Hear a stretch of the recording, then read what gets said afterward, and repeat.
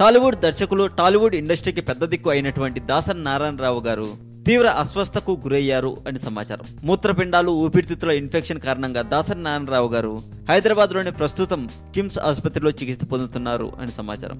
అయితే తాజాగా ఆయన ఆరోగ్య పరిస్థితిపై కిమ్స్ ఆసుపత్రి మెడికల్ బులెటిన్ విడుదల చేసింది. మూత్రపిండాలు, ఊపిరితిత్తులలో ఇన్ఫెక్షన్ కారణంగా హాస్పిటల్లో చేరిన ప్రముఖ దర్శకుడు డాక్టర్ దాసరి నారాయణరావు గారికి తగిన చికిత్స అందిస్తున్నామని, డయాలసిస్, వెంటిలేటర్ ద్వారా సపోర్ట్ చేస్తున్నామని, దానికి ఆయన స్పందిస్తున్నారు అని, ఇన్ఫెక్షన్ ను కంట్రోల్ చేయడానికి చెస్ట్ ఆపరేషన్ చేయబోతున్నామని, ఆపరేషన్ తర్వాత ఆయన ఆరోగ్య పరిస్థితిపై మరోసారి సమాచారాన్ని అందిస్తాం అని KIMS hospital MD doctor Bollineni Bhaskararao గారి పేరు మీద మెడికల్ బులెటిన్ విడుదలయ్యింది.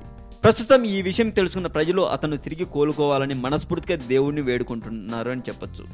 అతను కోలుకోవాలని మనస్ఫూర్తిగా దేవుణ్ణి వేడుకుంటుంది టాలీవుడ్ సెంట్రల్ ఛానల్. మరింత టాలీవుడ్ సమాచారం కోసం సబ్స్క్రైబ్ చేయండి టాలీవుడ్ సెంట్రల్.